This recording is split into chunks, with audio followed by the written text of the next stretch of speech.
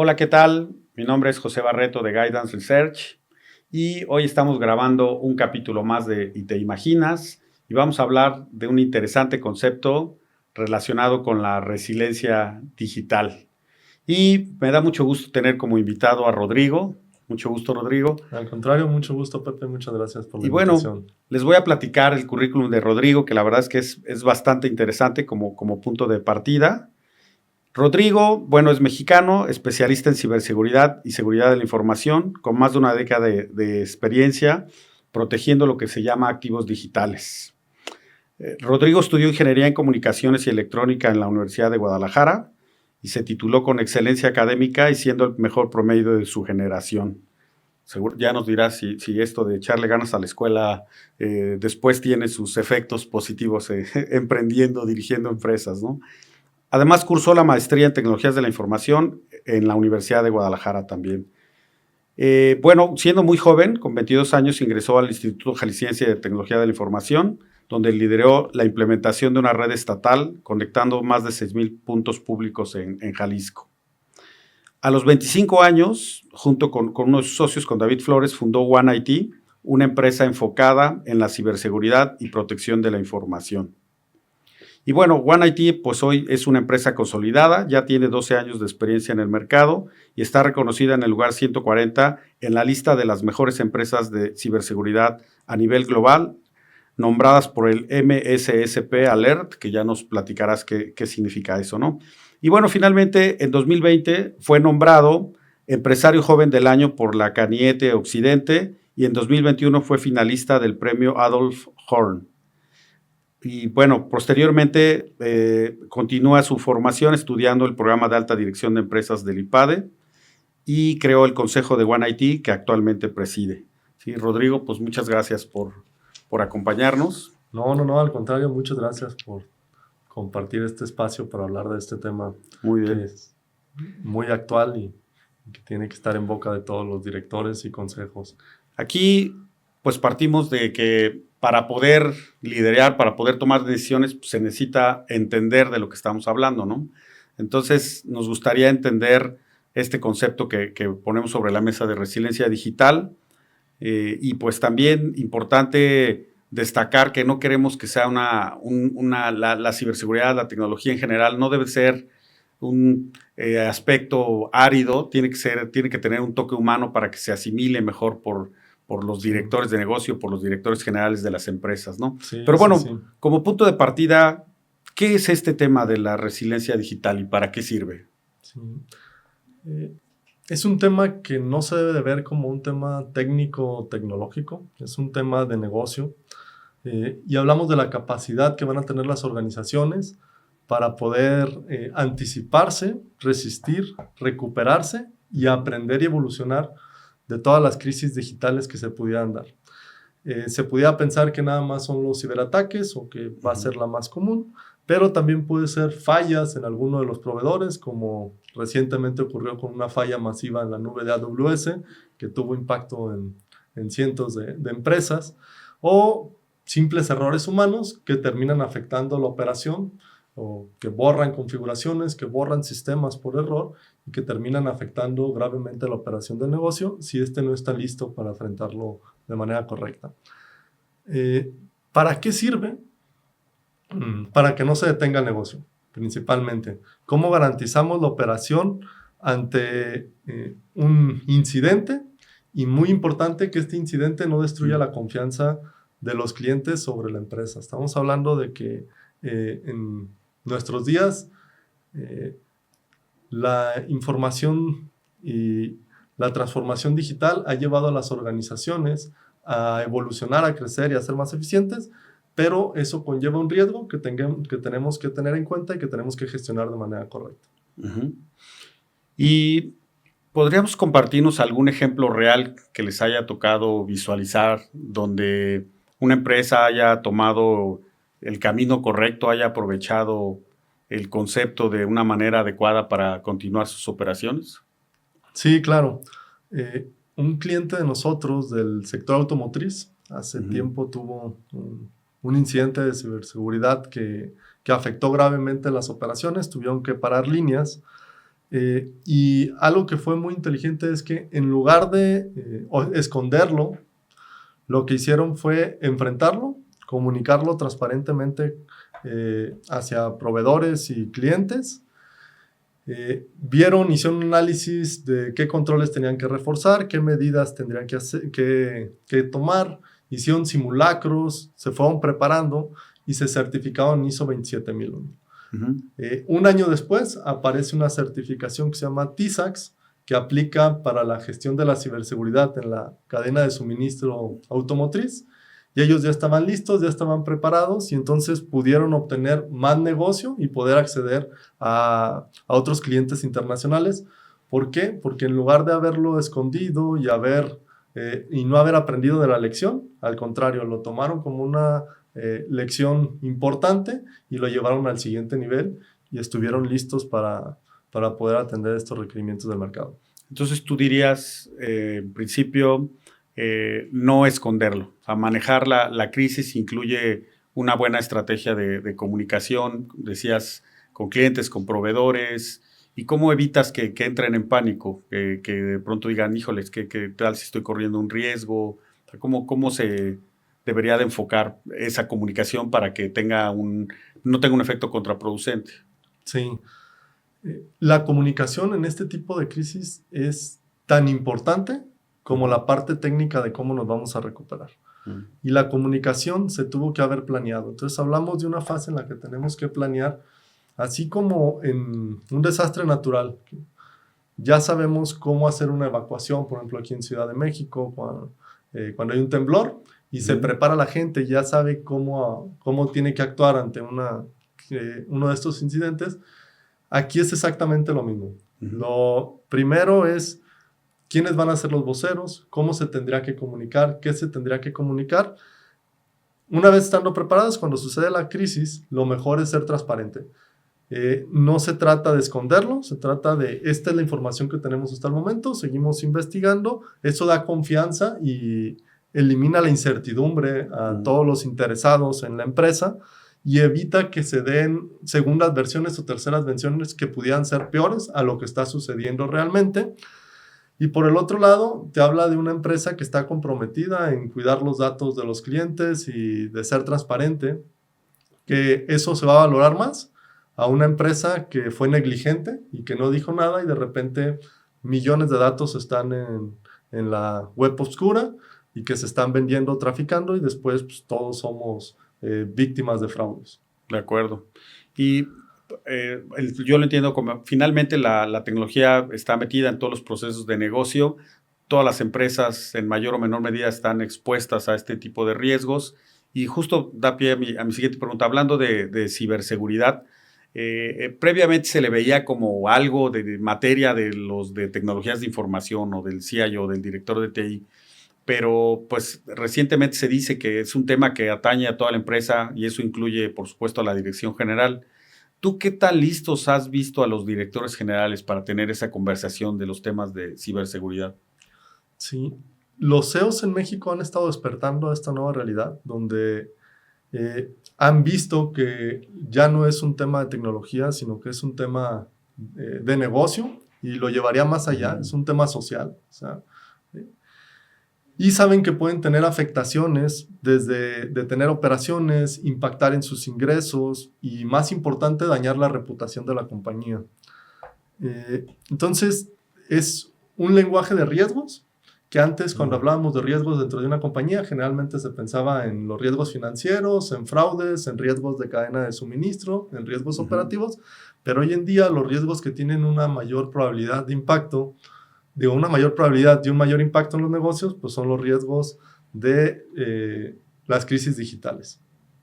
Ok, entonces, así como está en la mesa de los consejos, de los comités de dirección, hablar de riesgos operativos, riesgos financieros, pues los riesgos de ciberseguridad deberían de ser parte de las conversaciones habituales, ¿no? Por lo que estás comentando. Tendría que estar en los comités de riesgos, tendrían que tener indicadores, KRIs y KPIs que estén midiendo cómo ha ido evolucionando y sobre todo darle la certeza al negocio de que puede innovar y que si un día se ve afectada por una crisis digital, Ujú. van a poder salir y van a ser resilientes y van a poder seguir manteniendo las operaciones.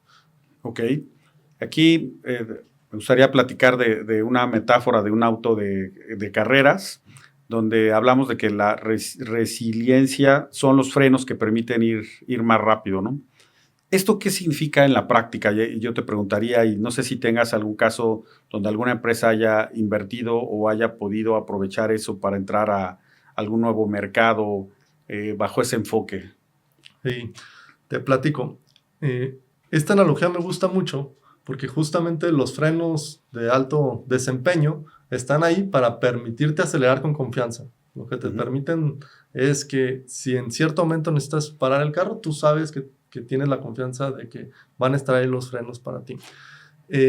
Una compañía del sector fintech con la que hemos trabajado en OneIT, primero, antes de innovar, lo que hizo fue hacer un programa de seguridad de la información. Vieron cuáles son los riesgos que tenían, cuáles eran los activos principales de negocio, y de esta manera se certificaron y tuvieron ejercicios para poder restablecer operaciones en casos de que hubiera una contingencia.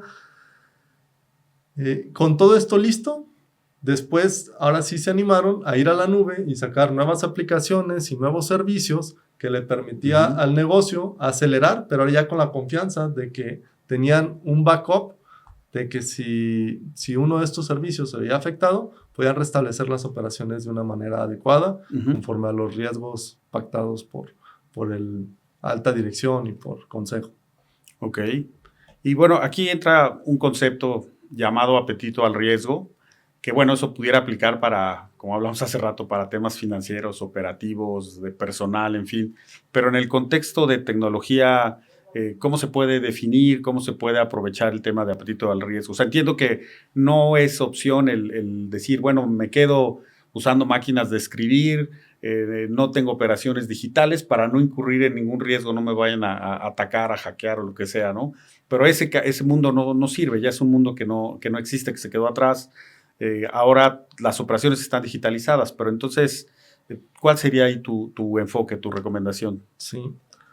Es importante, primero, ser conscientes de que no hay 100% en seguridad de la información y ciberseguridad. Todas las soluciones fueron hechas por hombres y entonces van a tener fallos. Entonces, no va a haber 100% de seguridad. De ahí tendríamos que pasar a otros conceptos adicionales al apetito de riesgo, que es la capacidad de riesgo. La capacidad de riesgo es cuánto dinero pudiera perder una compañía como máximo sin que se viera, ¿cómo se dice?, afectado el futuro de la compañía. Okay. Que no vaya a quebrar la compañía. Después tenemos el apetito al riesgo. El apetito al riesgo es cuánto riesgo estoy dispuesto a aceptar. Imagínate en un negocio, ¿cuántos días podría estar sin operar? ¿Una hora? ¿Un día? ¿Una semana? Sin que eso me lleve a la quiebra. Entonces es importante que lo definan y que lo entendamos. Y después viene la tolerancia al riesgo. Bajo ciertas circunstancias podríamos ser más tolerables con ese riesgo. Lo voy a traducir a un ejemplo que probablemente se entienda más regresando al mundo de los automóviles. La capacidad de riesgo es a qué velocidad puede ir el carro. Okay. Suponiendo un carro pudiera ir a 200 kilómetros por hora, porque para eso fue diseñado, eso marca el tacómetro, eso permite el motor. Pero por el otro lado, ¿a cuánto me siento tranquilo yo como conductor manejando en una carretera? Entonces pudiera decir, 130 kilómetros por hora. Entonces mi apetito al riesgo es 130 kilómetros por hora. Pero en ciertas circunstancias, en una curva, tendría que a lo mejor hacer un rebase y puedo ir hasta 150 kilómetros por hora y luego regresarme a los 130. Entonces ahí estamos hablando de tolerancia al riesgo. Por un pequeño instante o por una situación especial, puedo salirme de mi apetito al riesgo siendo consciente de ello. Entonces es importante que estos conceptos los traigamos al mundo de seguridad de la información, de ciberseguridad, y que los directores generales, el consejo, entiendan cuál es el apetito al riesgo que se le va a marcar a las áreas para poder continuar las operaciones. Ok. Y entiendo que hay un concepto llamado KRIs, en español, digamos, como indicadores clave de riesgo, que yo lo entiendo haciendo una analogía, digamos, no tanto de coches, sino como a nivel de la salud humana, como que cuando te mides la frecuencia cardíaca, que sabes que tienes que estar en cierto rango, la oxigenación, tu presión arterial, etcétera. Hay ciertos indicadores que dices, bueno, si te pasas de aquí, aguas, ¿no? Hay algún problema, ¿no? Exacto. Pero en temas de tecnología, a mí me gustó cómo llevas la conversación de los temas de ciberseguridad, esta analogía de los coches. Estoy seguro que cualquier persona, cualquier director, cualquier persona en el negocio, cualquier persona en la empresa va a entender con mucha facilidad esa analogía que haces hacia los coches, porque pues todos de alguna manera o hemos manejado o nos hemos subido a algún auto y tenemos relación con eso que decías del tacómetro, etcétera. Sí. Pero hablando de los KRIs, ¿qué son y cuáles deberían de ser como que un punto de partida, los más importantes?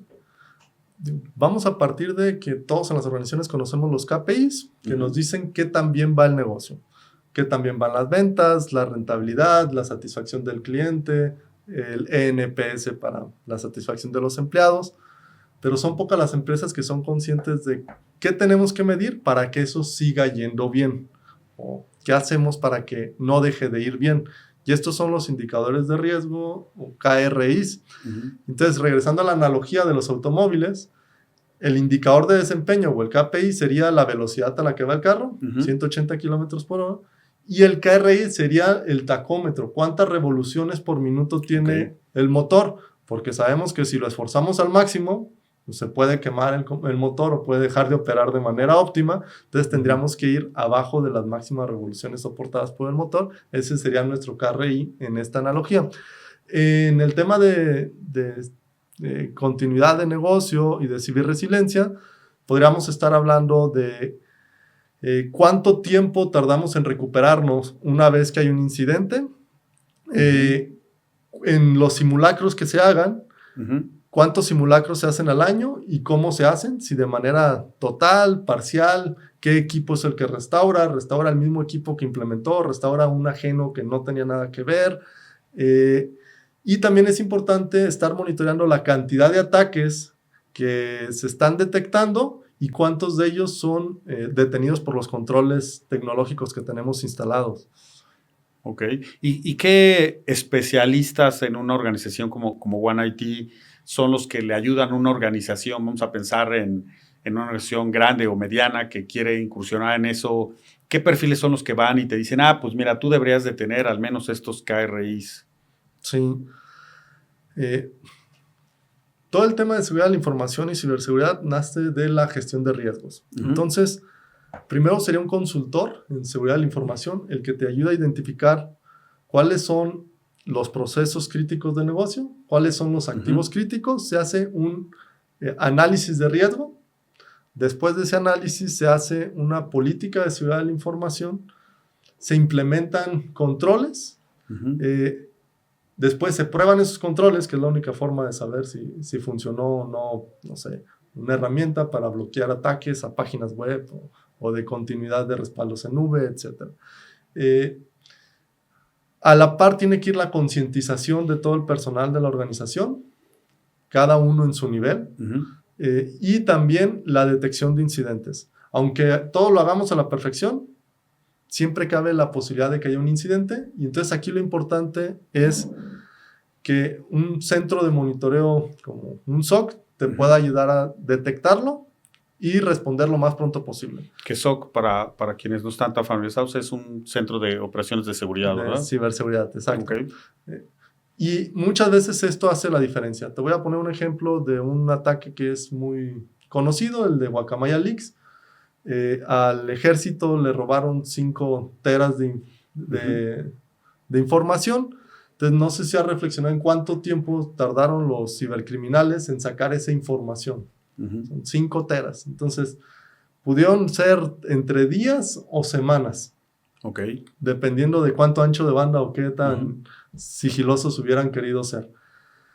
Si se hubieran detectado, o sea, a las 2 horas de que sucedió, a lo mejor no hubieran obtenido 5 teras, sino 100 megas. Y aunque haya sido el mismo incidente, la misma vulnerabilidad, los mismos activos, el mismo atacante, el impacto hubiera sido abismalmente diferente. Muy bien.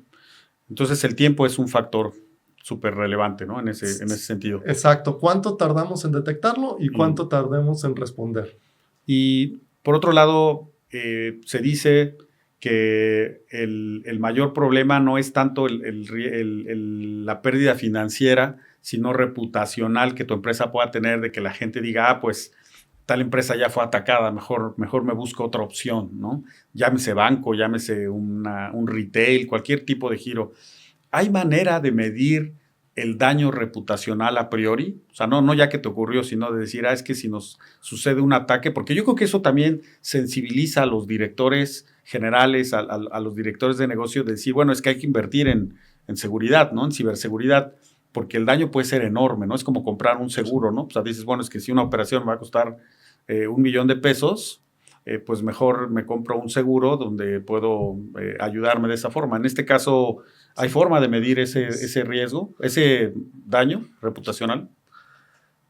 Sí hay formas en las que se puede hacer. Ahorita te explico más o menos cómo lo pudiéramos llevar y qué datos hay también hechos por análisis serios dentro de la industria.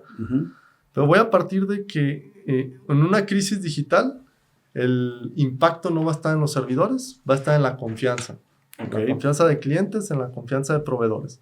Según un estudio de fuga de datos del 2024 de IBM en México, el costo promedio de una brecha fue de $7.78 millones. 7.78 millones de dólares. Y gran parte de ese daño reputacional se debe a cosas intangibles, pero que se pueden medir una vez que ocurrió, que es como la pérdida de clientes, la caída en el tráfico, la disminución de las recomendaciones boca a boca.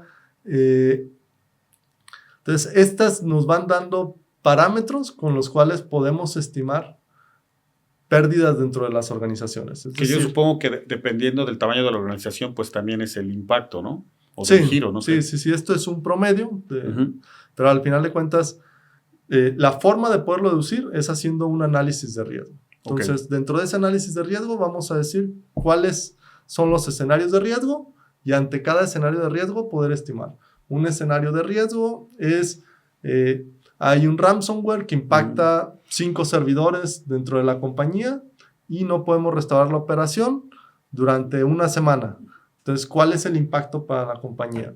O sacan la información de todos los clientes y tenemos una base de datos de 10 millones de clientes y tiene datos personales como cuánto dinero tenían en sus cuentas bancarias, número de tarjetas de crédito, hijos, papás, imagínate lo crítico. Entonces, muchas veces va a ser en función de la información que se filtre, también la criticidad. La verdad es que si yo en el siglo XXI, cuidar de los datos de los clientes es cuidar de los clientes. De acuerdo. Y bueno, aquí podríamos hablar horas de este tema, sin embargo, el tiempo que tenemos es corto, pero yo para ir cerrando me gustaría preguntarte, imagínate que ponte en los zapatos de un director de tecnología que por un lado le exige a la organización, tienes que innovar, tienes que hacer transformación digital, tienes que llegar a otros mercados, en fin, diferenciarte de alguna manera a través de la tecnología, pero sabes que al usarla corre riesgos. Entonces, si alguien se siente abrumado, llámese director de tecnología, director de finanzas, director de operaciones o director general, y dice, bueno, ¿y por dónde empiezo? ¿Cómo voy caminando en este camino de la, valga la redundancia, de la resiliencia digital, que hasta me cuesta trabajo pronunciarlo? ¿Cuál sería tu recomendación? ¿Por dónde empezar? Pues, como todas las cosas, es dar el primer paso. Y el primer paso sería tan simple como mapear, o pensar en cuáles son los activos críticos digitales que tiene la compañía y qué pasaría si los pierde el día de mañana. Entonces, esto es un ejercicio que les da una claridad brutal de cuánto depende su organización de esos activos digitales. Una vez que haga eso, entonces ya puede empezar a definir apetito al riesgo. ¿Cuánto está dispuesto a que se puedan ver fuera de disponibilidad estos activos? Y eso lo lleva a hacer un plan básico de continuidad, que se comunique y que se empiece a entrenar al equipo en cómo restablecer operaciones.